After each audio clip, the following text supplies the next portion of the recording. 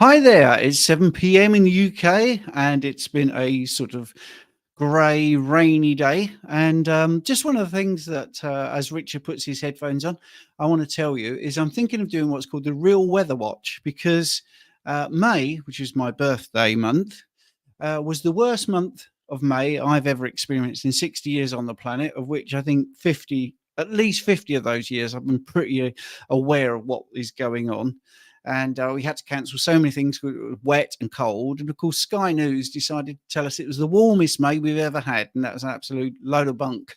So I might be doing that as a separate little thread, just basically every single day saying, here we are, it's June the 9th, and it's a bit cold, it's a bit wet, and the temperature is 11 degrees, because I didn't have a record of the weather, but I knew it was really bad. And everyone I've spoken to, every single person has said that May was cold and wet and damp and horrible. So can you believe the news? Of course you can't, because they're trying to make you forget your own experience. Anyway, that's enough ranting. Let's bring onto the stage the UK's top nutritionist, Richard Smith. Good day, Stephen. Oh, good day. Wow, very loud today. Let me just put you down a bit. There you go. You look very smart, sir. I always try to make an effort for you. Well, and the hundreds of people that are watching, hopefully. Obviously, right. Without saying. We're diving straight into... Did you hear my little thing about the weather, by the way? I did. I did indeed. Yeah. I think April was the wettest ever recorded since records began, if memory serves correctly. Yeah, there's a lot of naughties going on in regards to weather, recording and temperatures and rainfall and sun and so on and so forth. Who can you trust? I mean, you've got Dr. Chafee talking about Dr. Ides, who was talking about aspartame and saying it was good for you and all that, and then it turns out he's paid, and he actually had a warning letter saying you can't go on Instagram. Dr. Ides, how do you pronounce it? Anyway, that's I'd go with Ides. You can't do that. You've got to tell people that you're paid for, and I've got a copy of the warning letter if people want to see it. So there you go. Right, Richard, we got a question straight away from Adam Smith, who posted this 20 minutes ago. So the normal thing, if you want your questions answered, the best thing is to get in early. So Adam's done that because we try to give full answers to everything. Sorry to be repetitive. If you want to jump the queue, you can do a super chat, which really does help us because we do this free of charge every single Sunday for an hour and then for 30 minutes on a different platform. So there you go. So what I'm saying is if you post your question and we haven't answered it straight away, you don't have to repost it. It just takes a little while to get through them all. So the first question up today is Adam Smith. Thanks for being so generous with your time as always. Curious what a full day of eating is for Richard the day before a race. Specific foods, meats, and even things avoided for digestion purposes. Awesome question. Fun.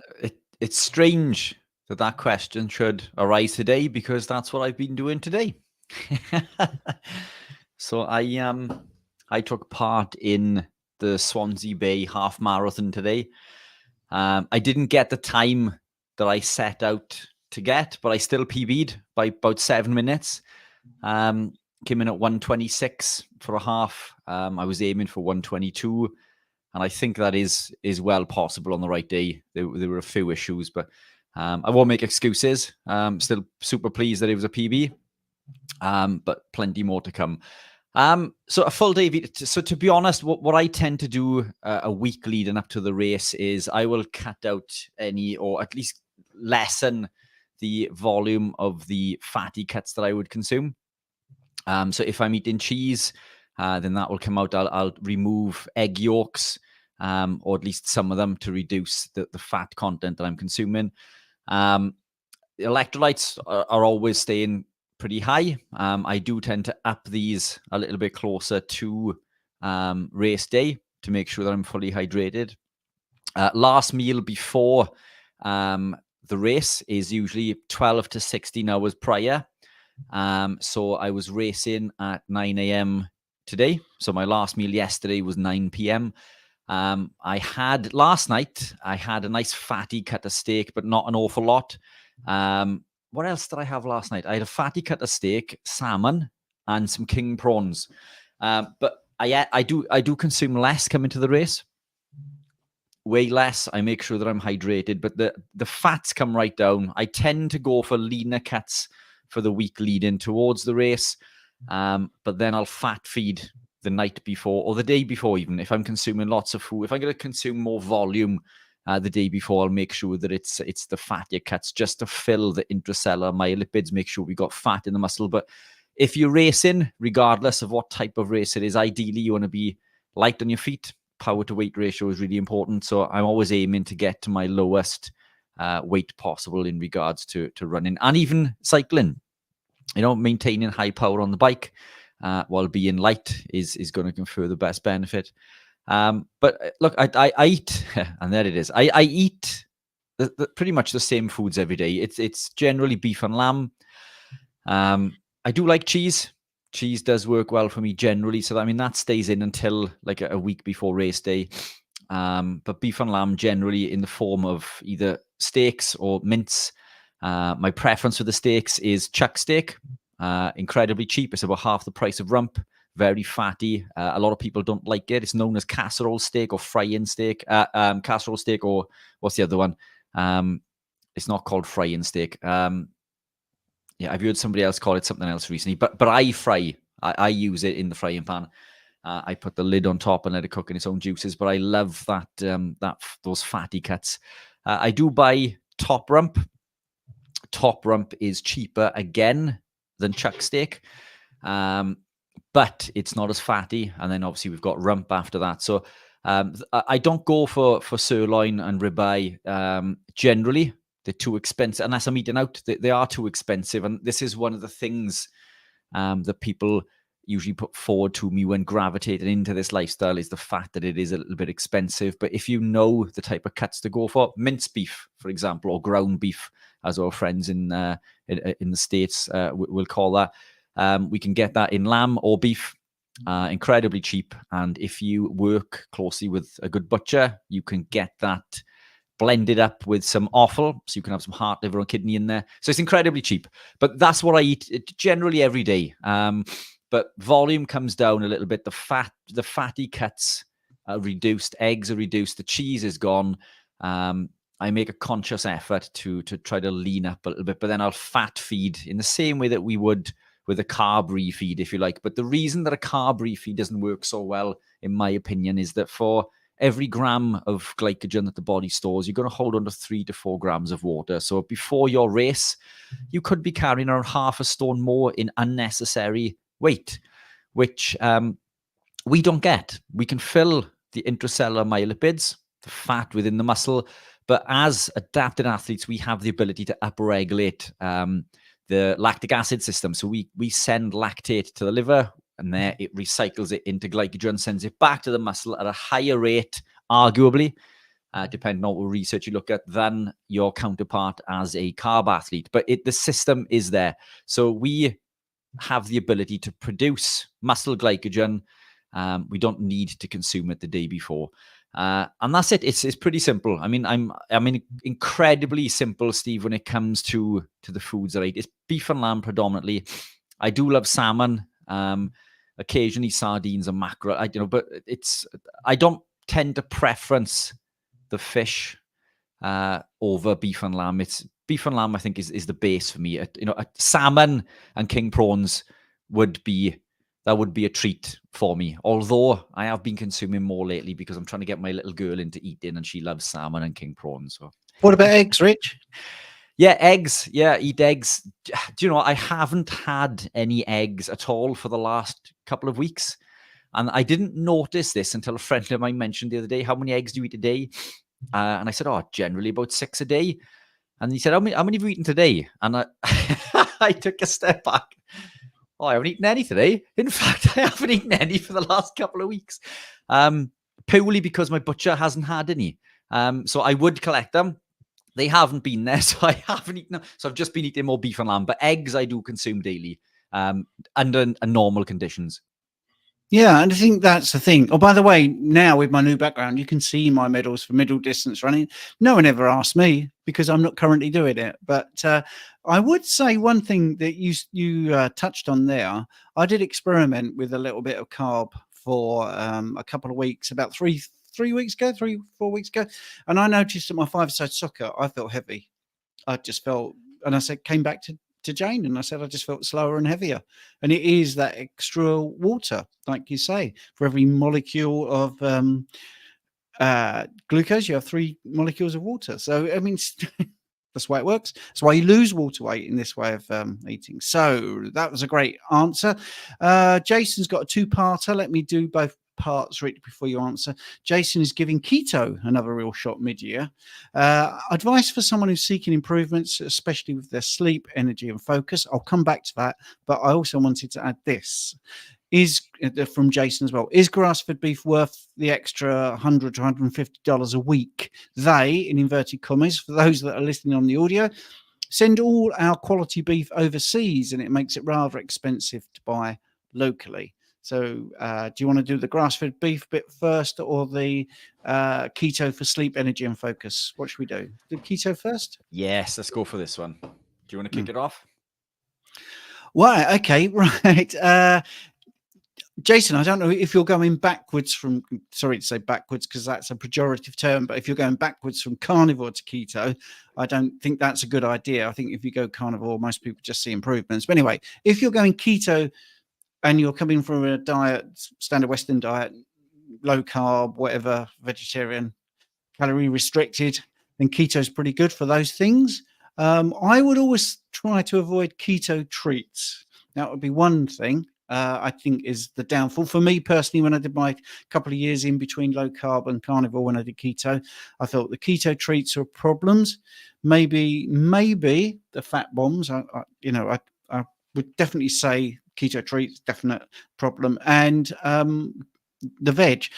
I found that my sleep, energy, and focus improved on carnivore. I didn't see a very noticeable difference between low carb and keto, but certainly all of those things are better than on the standard American diet, standard Western diet, Mediterranean diet, vegan and vegetarian. But Rich, being the keto pro, so there's a clue in the name there. We'll give you a little bit more detail, I think. Yeah. So look, we look at a keto lifestyle and a carnivore lifestyle as being two different things, but they're just a play on words. Being carnivore means that you are predominantly in a ketogenic state. Yes, there are times when we consume foods that we are maybe not producing ketones, but this happens even on a ketogenic lifestyle. I think when we look at terminology, it's misunderstood. So we are ketogenic when we're carnivore, despite what other influencers may tell you. But I think when we look at terminology in regards to what people call keto and carnivore, keto is generally recognized as being in a ketogenic state, but with the addition of, vegetables, for example, and it's driven around the higher fat, moderate protein, and little to no carb. Now, that's not the type of keto that I promote either. Although, as Stephen just said, any gravitation towards that is going to show a benefit. But bit of a twist there, Stephen, compared to confers. I thought I'd throw that into the mix. Look, so a standard lifestyle is incredibly unhealthy because it's full of toxic compounds, man-made chemicals that cause detrimental issues to the human body. A vegan lifestyle, in my opinion, would be healthier. This is why we see lots of vegans who gravitate from that standard sort of lifestyle, reaching newfound levels of health and well-being and thriving. And that, I believe, is because they're removing these processed foods and these toxic compounds. Generally, although you can be an unhealthy vegan also, because that market is saturated with lots of other man-made chemicals. So you can be a fairly healthy vegan in regards to eating real food. After time, that's going to cause problems. Once the cobalamin, the vitamin B12, has been used up, it's going to last somewhere between 4 to 6 years. Then you're going to start to suffer with issues. Iron is another problem. These are things that we can't get. And there are lots of other compounds, creatine, carnitine, carnosine, so on and so forth, things that are going to cause issues later down the line. But a vegan could supplement and get that, but that's not the best way. But then we have a vegetarian. So they've cut out most of the processed stuff again, but now they're consuming maybe eggs and fish. So brilliant. They're consuming some animal proteins, which is where the nutrients are coming from, but still predominantly, lots of vegetables, which are full of plant toxins, phytoalexins. All plants contain defense chemicals, defense mechanisms in order to fight off a predator. We have the ability to fight back or run away. A plant can't. A plant is rooted to the ground. So they have defense chemicals, and every plant on the planet has these chemicals. Some will kill you dead, and others could cause problems if consumed in excess. In fact, I'm going to hide the brand on this because I don't think it's fair to the brand, but this is a pack of flaxseed. I hope I'm fitting that brand well. Or linseed. There's 250 grams in this. Just over half this amount. Where are we? There. If you consume that in one go, is enough to kill someone. Yet we're told that these are incredibly healthy and beneficial for us. So even things like flaxseed contains a problem. Then we come into the ketogenic side. Now, ketogenic is, in fact, after that, we've got low carb, then ketogenic. I can see Steve's face, so I'm going to try to rush along. But it's heavily geared around fat. And fat is your friend. It's super important. We need fat, and fat shouldn't be demonized, but we shouldn't prioritize fat over protein. Protein should always be prioritized. Even on a ketogenic lifestyle, most of your plate should be physically covered with animal proteins. By default, that animal protein is going to come with fat, and now we consume the fat and the protein that every cell in the human body is made of. And that's what we need to survive. Not just survive, but thrive. And the animal proteins will contain every vitamin and mineral that we need, that we simply can't get in high quality, bioavailable amounts from plants. But the negative side to the keto lifestyle is this whole ethos that it's all about the fat. And I'm not demonizing fat. I'm a fat lover, but we should always prioritize animal protein. The biggest gains for me, Steve, opposite to you, came from being keto. Massive gains for me. This saw me catapult all the way up to this point. And then the difference between, a real healthy, strict keto lifestyle. And again, there are differences in degrees of keto lifestyles also. And as you say, the keto treats, they have their place. But ideally we want to live a lifestyle without them. Some are better than others. I won't go too much into detail in regards to that now, but, we want to eat real food, prioritize the animal proteins, limit the veg, to X amount, ideally veg that grows above the ground. But then carnivore is the creme de la creme. And this is a step too far for many. But if you can live that lifestyle, you will feel fitter and healthier. In my opinion, everybody that I've seen that gravitates into a carnivore lifestyle confers way more benefit. But the bulk of this for me came from being ketogenic. Now, the sleep, the energy, the focus, all of this comes with the production of ketones, particularly the ketone beta hydroxybutyrate. So this is going to help with sleep, it's going to help with energy, and it's going to help with focus. BHB breaches the blood-brain barrier when glucose can't, and it supplies way more energy to the brain than glucose can. It's around 400% more efficient. So if we look at how energy is created, the conversion of NAD plus to NADH involves 4 conversions of NAD plus to NADH to process one glucose molecule, and that ratio is 1-to-1 with beta hydroxybutyrate. So we cause less damage. It's a much more a much quicker conversion of energy. It's far more clear, and the energy that we get from these ketones gives us this mental focus, this clarity of mind, if you like, and it's been known to help sleep. But whether it's the ketones themselves that elicit that response, or the fact that we've now removed all of the other toxins that are contributing to a lifestyle in which we struggle with sleep, is open for debate. But just living a clean lifestyle, as you say, Steve, I think eat real food, just predominate animal proteins. Don't fear protein, don't fear fat, but eat these as nature intended. And there are other levers to pull, I think, a little bit further down the line. Yeah, I think you're right there. I mean, obviously, when you talk about sleep or anything there, energy, focus, you're looking at neurotransmitters. You've got myelin sheaths that are better insulated because you've got more essential fats in there. Your insulin sensitivity has improved. There's so many reasons why this is a better way for those three things. Now, Jason's not being greedy, so I'm just going to add. He's basically done his question in three parts. We're going to come back to the grass-fed beef in a second, but I also want to look at this because he says one of his burning questions is currently working on putting on some serious muscle as opposed to that sort of not very serious muscle. Would carbs down to below 50 grams a day make it significantly harder?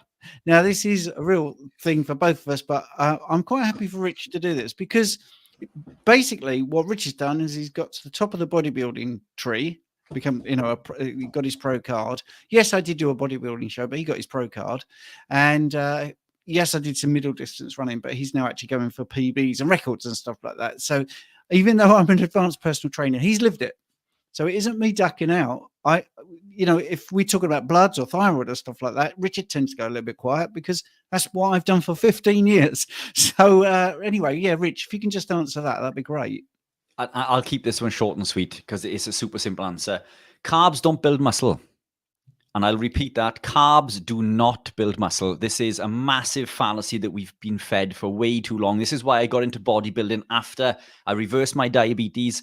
I'd lost 107 pounds, alleviated all of my issues. I won't go into that now, but I was an incredibly unfit, unwell person. Began training because now I'd lost all this weight. I was incredibly lean, began training, began gaining muscle hand over fist without carb, and nobody would believe it. So I began competing as an amateur, went on, as Stephen said, to become pro and British and European champion at a pro level, for which I've now retired and gone into the triathlon, duathlon, running, cycling side. But during this time, I wanted to understand how I was building this muscle when we're told that we need carb. We do not need carb. Carbohydrate does not further increase muscle protein synthesis when adequate protein is consumed. Adequate protein would be between 40 to 50 grams per meal. Less with some people, but generally that will cover it because 40 to 50 grams of protein generally carries around at least 3,000 milligrams or 3 grams of leucine. And it's leucine that is going to activate mTOR and allow us to build this muscle. So protein will do this on its own. Carbohydrates will not further elicit an insulin response and a muscle protein synthesis.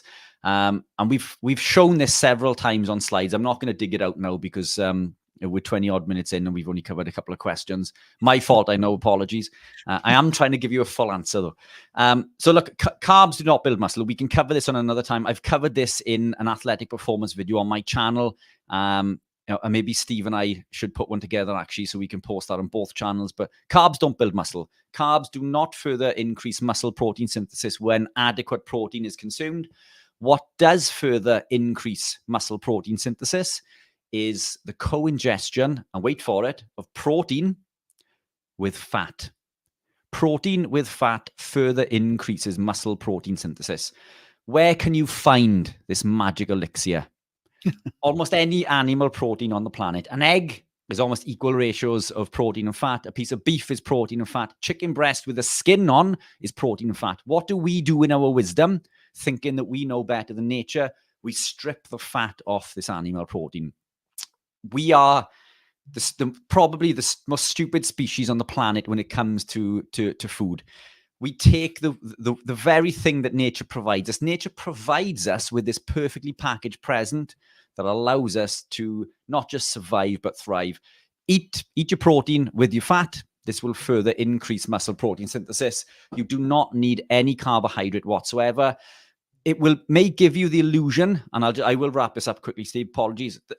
The carbs that you put in will store water in the muscle and glycogen. So it may give the impression that you are bigger. But this will recover over time. You can manipulate this further with correct electrolyte supplementation, making sure you consume enough salts, basically, and or the supplementation of creatine monohydrate. Creatine monohydrate will hold water in the muscle. It won't hold it in the subcutaneous. It holds it in the muscle. But this is the only reason that you may feel bigger, and it's when you're glycofull. But we can become glycofull, as I mentioned earlier. We have the ability to do this as we become adapted. Consistency is key. Stay consistent, keep on pushing forward, eat your animal proteins with your fat, hit your training, and it's as simple as that. It is as simple as that. And just to add a little bit, which I always do, one of the reasons why adding fat is good is because bile is good for amino acid absorption as well as fat. See, everyone thinks of bile as the emulsifier of fat, which it is, but it also helps with the absorption of amino acids. And this is known in the farming industry. This is absolutely known. And I wish I could dig out the document, which had a brilliant illustration of how they made sure that all the amino acids for the animals that make them a profit, by the way, I mean, they're feeding the animals to maximize the profit. They had this sort of circular chart of amino acid levels that everything needed, and fat and bile was in there as absolutely essential to grow that animal's muscle. Incidentally, there was no carbohydrates until they wanted to add fat. So it was a great document. Many years ago, I saw that, and I wish I'd kept it. It was before I was doing this, and very shy and didn't like getting on camera. So anyway, it makes total sense. As for idiots, humans are idiots when it comes to food. Even if you're looking at the carb side, they take out the best bits of the wheat berry, so they're just ridiculous. All the good bits of the wheat berry is refined away. So that's across the board, idiots. Humans are idiots. I'm sorry about that. In the main, not obviously the 92 people watching right now and putting the questions on. They're not, because they've found out the truth. Jason did say that about the grass-fed. Is it worth that extra money? That is a real difficult one, because it's down to you, your budget, and how you feel. Now, some people have gone grass-fed, and I've had clients that have tried not doing grass-fed, and I recently coached somebody on Thursday evening, and they said, I'm going back to grass-fed because I do feel better. Now, that could be placebo. Yes, it could be psychological. I believe that he was being as free and honest as possible, but he did say the budget was restrictive, and it was really difficult to do that. So grass-fed, if you've got the money, I think is going to be better than the Americans call it feedlot, or if our mass produced or whatever. But I still think, even if you're getting supermarket cuts of meat that aren't grass-fed, you're still a million times ahead of everybody else, and your health will still be good if you just stick with carnivore. But yes, it is more expensive. It is more expensive. When I started carnivore, I could afford ribeyes a lot more than now. So tonight I had ground beef, and that's why the budget is for me at the moment. We have a lot of ground beef, or we will bulk out things that have got grass-fed beef with ground beef, just like mix it together like a stew or something like that. So if I had the money, I would have grass-fed beef all the time, but I can't afford it, so I do ground beef, and I think I do pretty well. I'm 60. I look all right. I'm quite energetic. I think I've got good cognitive ability and recall, and so that's my 2 pence. Yeah, I agree. I think shop bought meat is still going to be more beneficial, and I think you and I have shown the panel comparing I'm sure it was you and I may be wrong. I'm sure we pulled it up on a live previously. The difference in nutrients, comparing lot-fed beef to grass-fed beef. Grass-fed beef was higher. It wasn't, exceptionally higher, but it was higher. Grass-fed, I think, should always be preferenced when it can. You and I are lucky in the UK in regards to beef and lamb, because lamb is here in abundance and it's always grass-fed. Beef in the UK is always grass-fed. It's just whether it's grass-finished. But I buy from a local butcher who rears his own cattle, and it's all grass-fed and grass-finished. And these are easy to find in the UK. Because I buy in bulk, it's cheap, because I buy cheap cuts. I buy the cuts that nobody else wants, the fatty cuts. Yeah. And again, you can buy, I don't know what the pricing structure is. I think it was Australia we said Jason was from, Steve. Is that right? Australia or New Zealand? I'm sure it was Australia. Yeah, it was in dollars, wasn't it? Yeah. So, I don't know what the pricing structure is out there, but for anybody listening in the UK, and this is certainly worth testing the waters out there, Jason, is see if you can find cheaper cuts in regards to chuck, top rump and rump. The whole ribeye thing comes from the States. Everyone seems to be eating the ribeye, and it's fantastic. Ribeye is brilliant, but in the UK, it's incredibly expensive, and it is one that I don't gravitate to very often. Ground beef, as Stephen says, is a fantastic option. Eggs. Get some eggs in, unless there's a reason that you've taken eggs out. There is a protein within the egg, the ovomucoid, that can cause problems because they are trypsin inhibitors. But for many people thrive on eggs, highly nutrient dense. If you can find quality eggs, then you can fill the gaps with those. Is it worth the extra? I don't know. I mean, that does sound like an awful lot to me. But I think, Jason, you're the only one that can make that decision. That does seem like an awful lot, but because I buy in bulk, my shopping is ridiculously cheap. I spend, around £60 a week on shopping because I do all my shopping in the butcher. Yeah. I think going to a butcher is actually less expensive than people think, and you can get good cuts. Like shin beef is very good, by the way. You can get organs, you can get lamb's liver, heart, all those sort of things. Very cheap sources of exceptionally good meat. By the way, we're not sponsored by anybody. We're not dietitians. We're not paid to actually say certain things. We're not like doctors there who are paid to say certain things but not revealing it. We don't have any conflict of interest when we're talking about butchers. Can we just say butchers? There you go. And we're not paid by the meat industry. Right, I just thought I'd get that in. So Paul here is just pointing out he's thinking of giving up caffeine for 21 days. I smiled when that came up because I have a decaf coffee here. I know Richard drinks it, and I know, say, someone like Dr. Anthony Chafee doesn't, who incidentally is on our 24-hour live stream. Now, I want to jump. We'll come back to that, Paul. I want to jump to a question here, which is Copper's Carnivore Kitchen, who's been absent a few times, and I was really missing this person. Greetings from Alaska. Really looking forward to your next 24-hour live. I just want to say thank you. I have got your email, by the way, about offering to be a moderator, which is really good.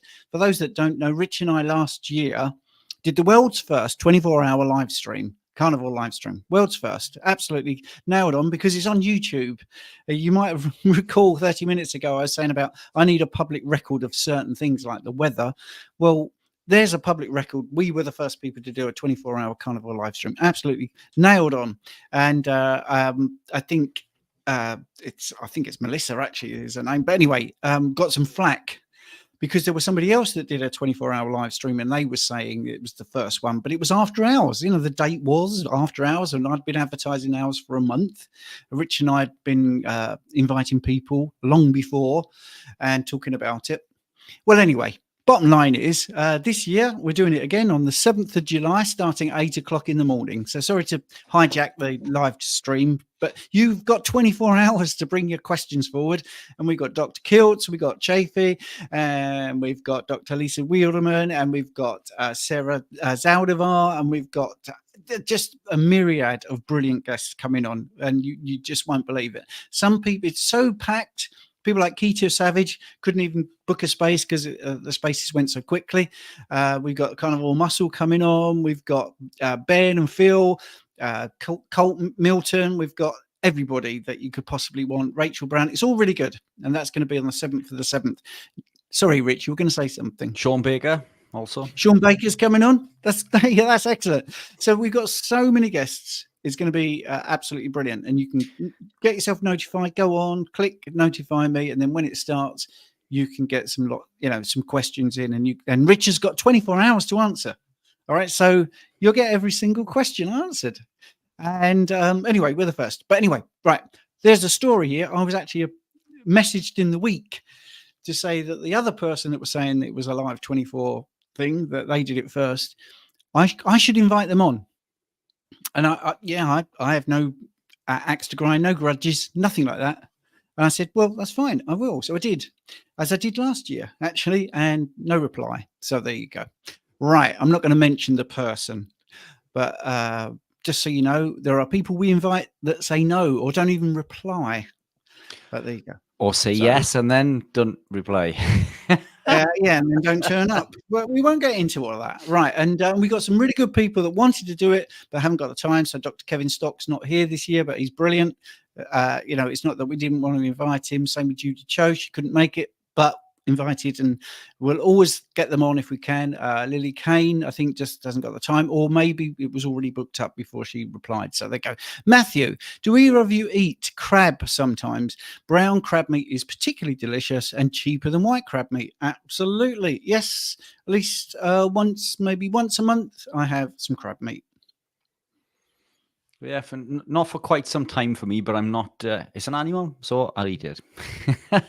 Yeah, and it can be really lovely. And the darker meat is good.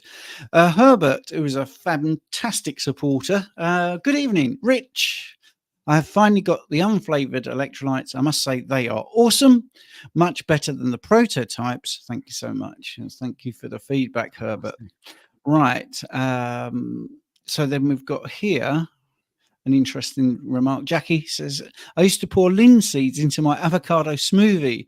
No wonder I developed kidney stones. Yes, very common sort of thing that we hear about there.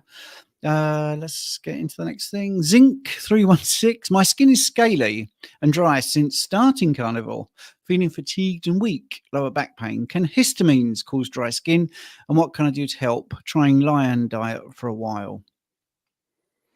Yeah, the feeling. Go on, you fire away, Steve. Well, one thing I would say is very often that's when you're not fat adapted, or you're not eating enough fat, or you're eating enough fat but you're not fat adapted. So that's one of the things that takes a little bit of time. You got to remember that skin is layers and layers of dermis, and the first 4 layers are all dead skin anyway. They have no nucleus, and that's what dust is.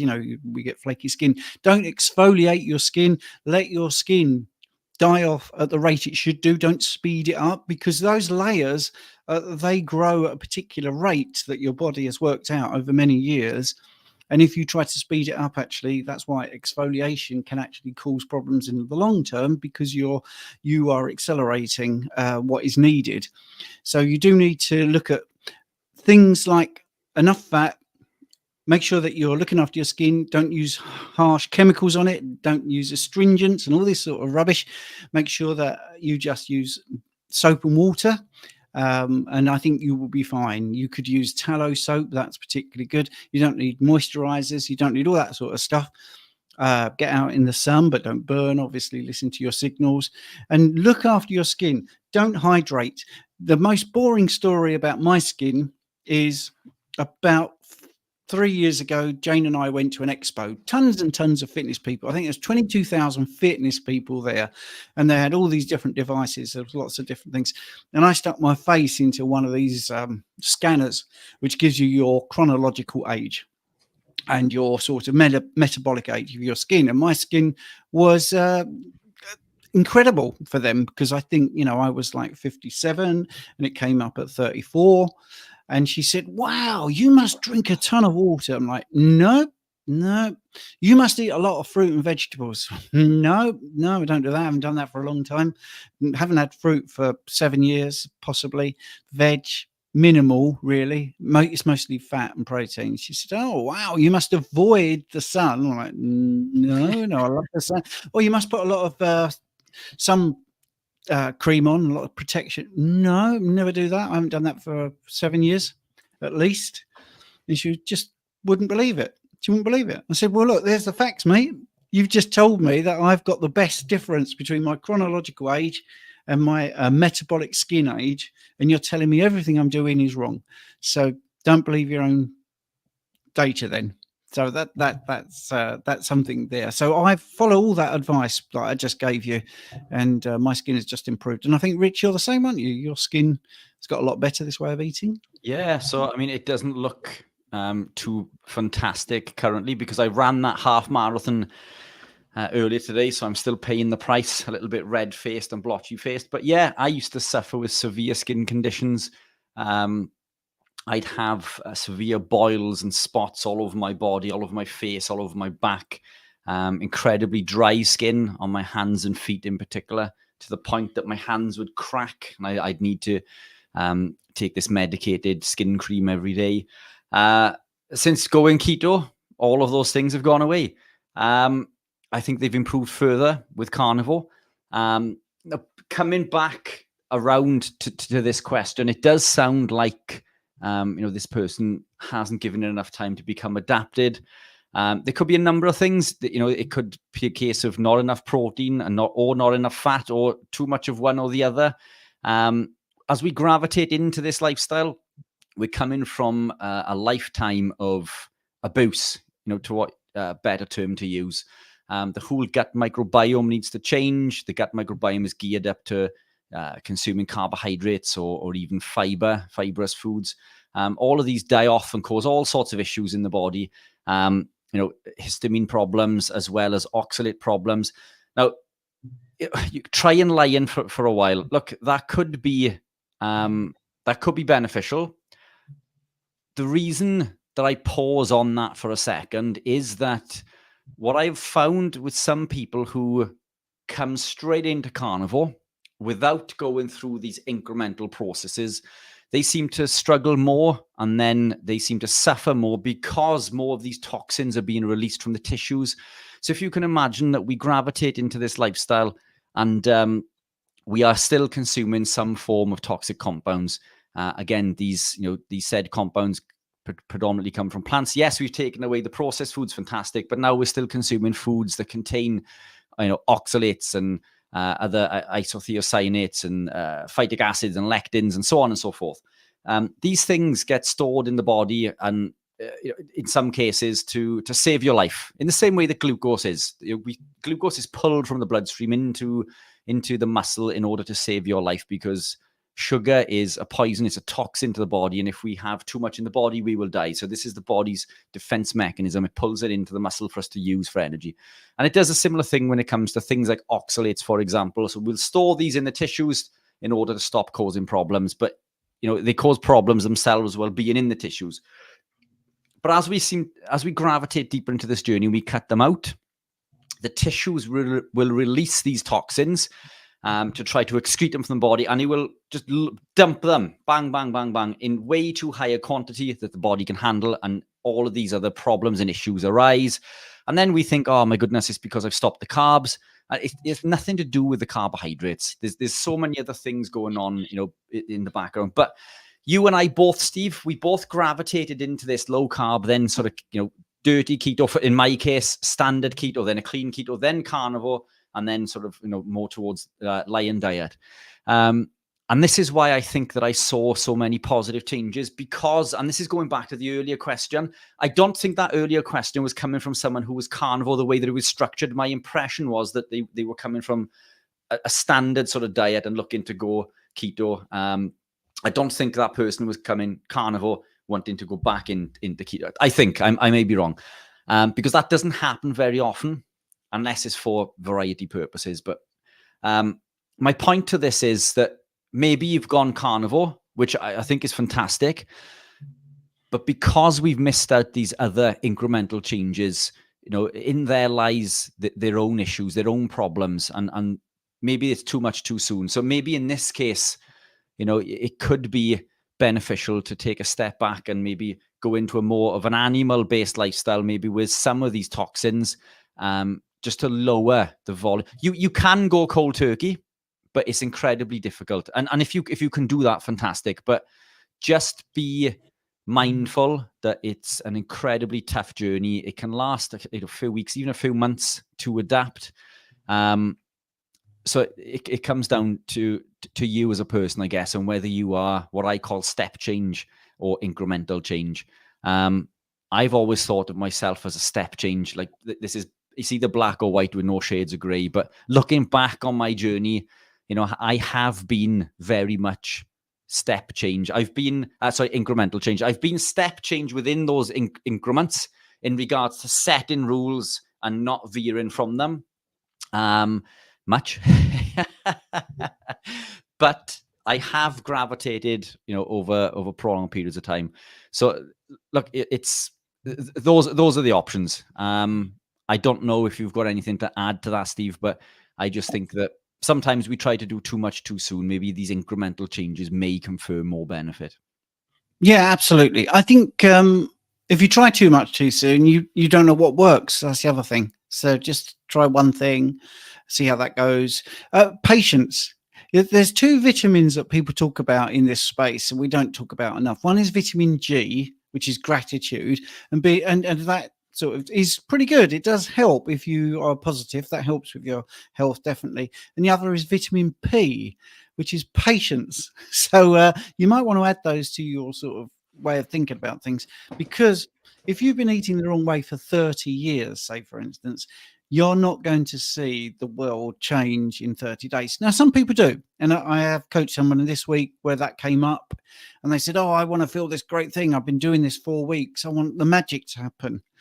And I said, so what were the things you wanted resolved? And there was nothing really. They didn't have anything. They weren't diabetic. They just felt that they would feel better.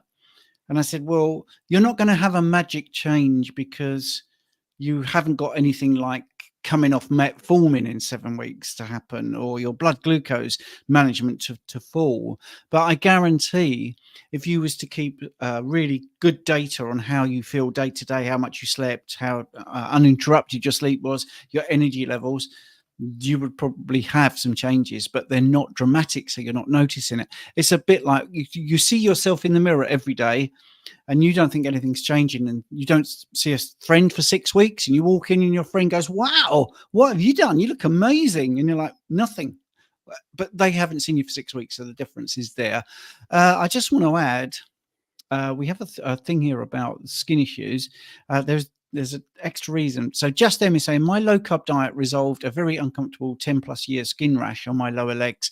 And Just M is Emma, who narrated my audiobook for the guide to blood tests in the context of keto, low carb, and carnivore. So if you want to hear that person, then you can go to Audible and actually get that.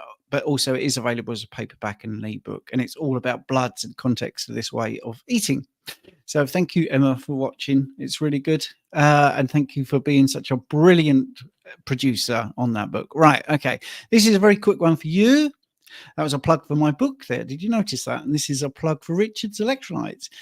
Dizzy Willow. I live in the USA. I went to order the Keto Pro electrolytes, but the shipping was really high, even with the subscription order. Any suggestions? Many thanks for trying that. Greatly appreciated. It is, I mean, I don't make anything on the shipping to the States. The cost is what it costs us to ship. It's incredibly difficult since Brexit in regards to shipping overseas. It's a minefield. It isn't as easy as one would imagine. I am looking into cheaper alternatives.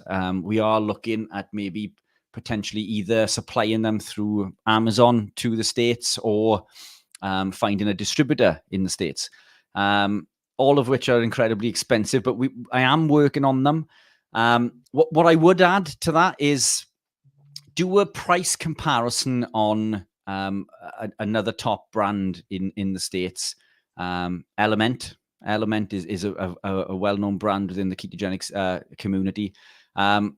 A lot more expensive. If you factor in, especially with the subscription order and shipping, you probably find that we're still less expensive, even with all of that. And obviously I am biased, but I have created these because I believe that they are superior to anything else on the market.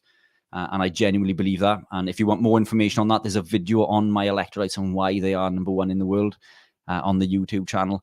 But I am working on it. So bear with me. I'm sure that we will, we'll come to a positive solution as soon as we can. That's great, Rich. But thanks for trying. Yeah. Yeah, you see that a lot of the costs are out of our hands. This is the problem, and people don't really get that. I think, like with our school community, for instance, we pay to have that.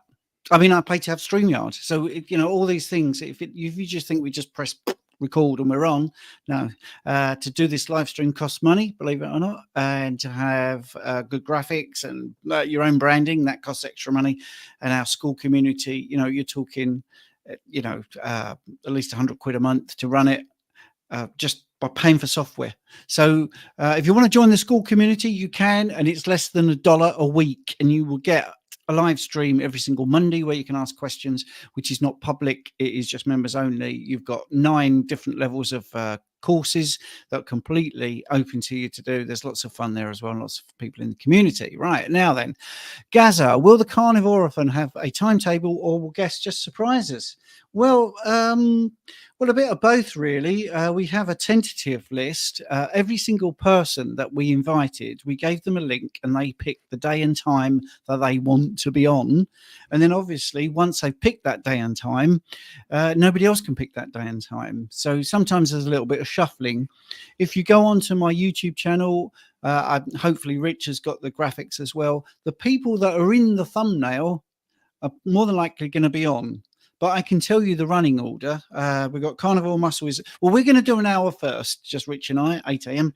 And then we've got Carnivore Muscle, we've got Phil Escott, Ben Hunt, we've got Dr. Kiltz, Dr. Rachel Brown, Karen Miles, we've got Bronson Dant, Sarah Zaldivar, Sean Baker, Natalie Grasso, Colt Milton, Jake Thomas, Pim Jansen, Craig Emmerich, we've got Lisa Wilderman, Sabrina Sort, Natalie West, Bart Kay, Philip Avadia, Emily Harvo, we've got Jesseline Randall as well. So there's a few other people that I missed off there, like Anthony Chafee is doing a couple of hours. So that's roughly the order. You just heard it there. Right, let's go to the next thing. Phil W. Hi, Phil. Hope you're still listening. I know you posted this question a bit earlier. About 20 minutes ago. Right, Phil W. Don't recall your opinion on the need to add glycine to a muscle meat only diet, i.e. glycine to methionine ratio. Yeah, good question. It's this is one that has been brought, I believe, to mainstream from the vegan community in regards to why you can't just eat meat. From muscle, so the ratio that nature provides, or the ratio that we need, I should say, and this is open to debate depending on which study you look at, but it's around 4:1 methionine to glycine. Was it the other way around? I can't remember. But in fact, we may get to the bottom of that now as I go deeper into this. But it's roughly 4:1. But when we consume muscle meat, the ratio is 3:1. So it's slightly out, but very close. Now, the problem with consuming excess methionine is that it depletes glycine. So meats, animal proteins are very high in methionine, and methionine can cause problems in excess. So it becomes buffered. It becomes it's blocked by glycine, which allows it to lower the methionine within the body and excrete it as sarcosine, if memory serves correct. I think it converts it into SAMe and then sarcosine and excretes it from the body. But glycine, so the problem isn't the higher methionine, as the question suggests. It's to do with the depleted glycine, which is depleted to reduce the methionine. So, the answer to that question, as you look at it there, in that respect, would lead us to believe yes. But if you are eating a strict carnivore-based lifestyle and you were consuming organ meats, then all is well, because organ meats contain higher levels of glycine. If you were eating the beef off the bone, then the stringy bits, that the connective tissue is incredibly high in glycine.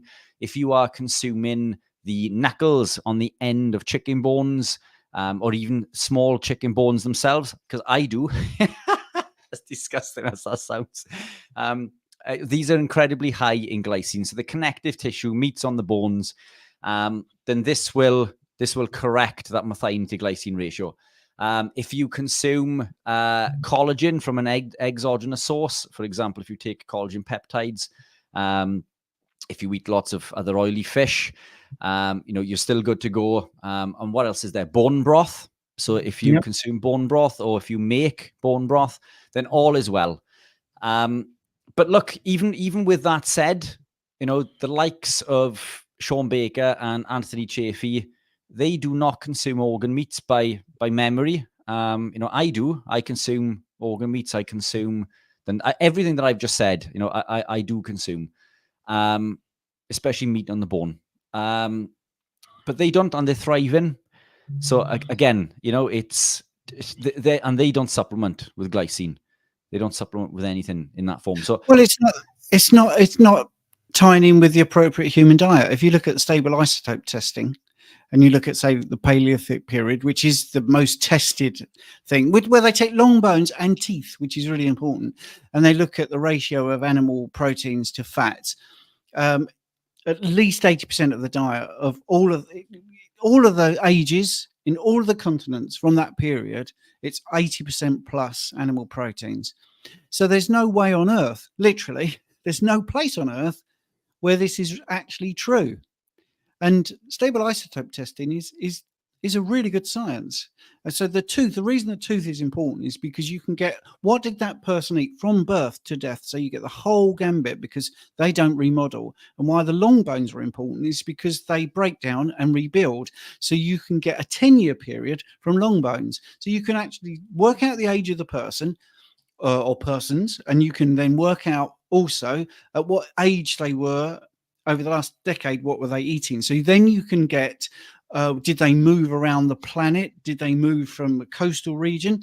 Because the nitrogen and the balance, basically, the higher it is, the more likely they had seafood. You can then work out their income and all that sort of stuff, where they lived, where they came from. All of this is known, right? So there are other mineral tests as well that they can do, and it's conclusive. 80% at least animal proteins. Now, if that was not true, then this might make sense. But to me, it's the way we should eat. Now, maybe this ratio, and by the way, you only need 3 grams of glycine to change the ratio from 2 to 1 to 3 to 1. 3 grams. All right. So like chicken skin would do it, chicken thighs. So it's so nuanced, the human body. It is ridiculous. And you're absolutely right. It's the vegans being completely ridiculous. Sorry, I nearly went on a rant there, and we've only got 4 minutes left. So if you want a more serious thing and more truth, then you can go onto the other platform, which rhymes with Apple Crumble, which will be on in about 4 minutes time. And I'll put the thing in the chat. Right. Jason, we're going to do 2 questions. Just to add really quickly to that, Steve. I mean, we shouldn't forget also that methionine is essential. We need it to create that compound SAM-E, S-adenosyl methionine, which tackles inflammation, detoxes the body, makes our neurotransmitters. Methionine is part of the methylation cycle. So these are compounds that we need, and they've been demonized, I think. And what's the word? Incorrectly, then.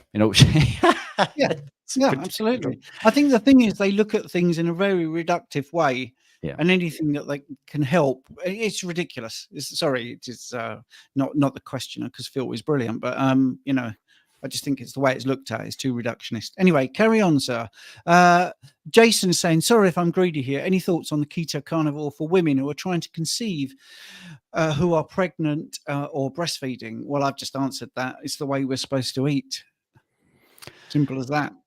Just to add really quickly, I don't want to go into too much detail, but a very good friend of mine sent me a very kind message recently to say that a member of their family has been trying with treatment for many years, many years. I think it was like 7 or 9 years, unsuccessfully.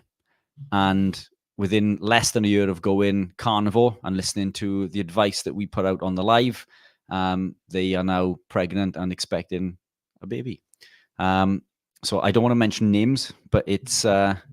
But yeah, once I have permission, I'll be posting that everywhere. But this is, as you say, our evolutionary appropriate diet. And this is how we're meant to live. Babies come into the world in a ketogenic state. And it's us, in our wisdom, to pull them from this. Yes. And there are, anyway, right. Last thing we're going to say on this, we got 2 minutes to go. Are dairy products like cottage cheese, Greek yogurt safe to eat? There is a typo. There is a safe to eat, but safe to eat. Again, look, it depends on the person. Milk, generally, any normal milk, I would say no. A2 milk, you can, but that can still cause problems. Cheese works really well for me. Some people it doesn't. What else was on there? I can't. The list is gone. What else was on there, Steve? Oh, sorry. Yeah, just somebody saying that their sister got pregnant. They were trying for 8 years. When they went keto, she got pregnant. Our dairy products, cottage cheese, Greek yogurt, Yogurt. safe to eat. And Yeah. Greek yogurt. Greek yogurt is my dirty pleasure now and again, and I regard myself as being really strict. This is my gut is healed, so the casein found within these compounds, it doesn't affect me the way that it may for someone new. But if you were removing all of the other compounds, the lectins is the biggest compound, wheat germ agglutinin, and then other lectins in the form of phytohemagglutinin. There are far bigger levers to pull. These levers you can leave to last, but cow's milk we shouldn't be drinking unless it's A2. Goat's milk is also A2, but I know people who don't do so well on A2 also, so it is very individual. Right, cool. Sorry if we're sounding abrupt. It's because we are. The link is in the chat for the next 30 minutes, which will be on the platform which rhymes with Apple Crumble. To all you YouTubers, thanks very much for looking in. For the few people on X looking in, thank you very much. We'll see you in a couple of minutes. Thank you, Paul, for putting that post up. Excellent. There's the person.